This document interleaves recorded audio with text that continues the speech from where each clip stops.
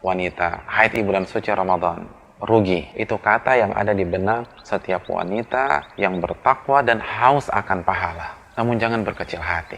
Apa yang harus kita lakukan? Yang pertama, sedih. Dan perasaan itu bagus. Karena kesedihan seorang wanita saat dia tidak bisa puasa dan tidak bisa sholat, itu bukti dia beriman kepada Allah Jalla wa'ala. Dan hal ini pernah terjadi pada zaman Nabi SAW. Ketika sebagian para sahabat tidak bisa ikut perang Tabuk karena nggak punya modal. Allah berfirman menjelaskan tentang kejadian pada hari itu. Nabi mengatakan, mohon maaf para sahabatku, aku tidak punya biaya untuk memberangkatkan kalian. Mereka pulang dalam kondisi menangis karena mereka tidak punya biaya untuk berangkat perang, untuk berangkat berjihad di jalan Allah Subhanahu wa taala.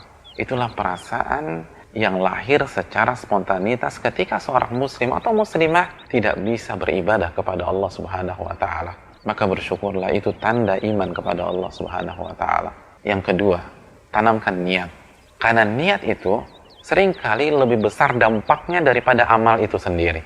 Barang siapa dari wanita yang bertekad, berniat untuk berpuasa sebulan penuh di Ramadan, untuk taraweh 30 hari atau 29 hari di Ramadan, untuk selalu mengerjakan sholat wajib, maka ketika dia kedatangan menstruasinya atau haidnya, dia tetap mendapatkan pahala ibadah-ibadah tersebut.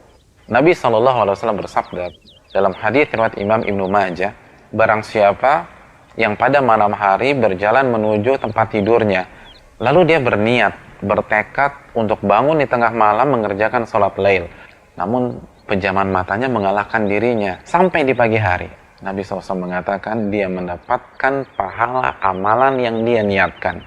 Tidurnya, kata Rasulullah SAW, merupakan sedekah yang Rabbnya berikan kepada dia.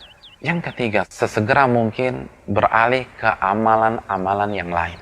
Inilah saran dari Nabi SAW. Dalam hadis riwayat Imam Muslim, ada sebagian orang-orang miskin yang curhat ke Rasulullah SAW. Mereka mengatakan, ya Rasulullah, orang-orang kaya itu telah mengalahkan kita dengan pahala. Mereka sholat sebagaimana kami sholat. Mereka berpuasa sebagaimana kami orang miskin berpuasa. Namun mereka bisa bersedekah dengan kelebihan harta mereka. Sedangkan kita nggak bisa bersedekah karena kita orang miskin. Nabi mengatakan, bukankah Allah sudah membuka kesempatan-kesempatan lain agar kalian juga bisa bersedekah? Sesungguhnya setiap tasbih itu sedekah. Dan setiap takbir itu sedekah. Dan setiap tahmid adalah sedekah. Dan melakukan amar ma'ruf itu sedekah. Dan mencegah kemungkaran itu sedekah. Dan ketika Anda berhubungan dengan istri Anda dengan niat melampiaskan syahwat di jalan yang halal, itu pun juga sedekah. Yang terakhir, ketika wanita menjalani hari-hari haidnya, Anda tidak puasa, maka Anda sedang menjauhi larangan Allah Subhanahu wa taala. Karena Allah yang melarang Anda puasa. Allah Subhanahu wa taala berfirman, tidaklah aku ciptakan jin dan manusia kecuali untuk beribadah kepada diriku. Apa tafsir ibadah dalam ayat ini?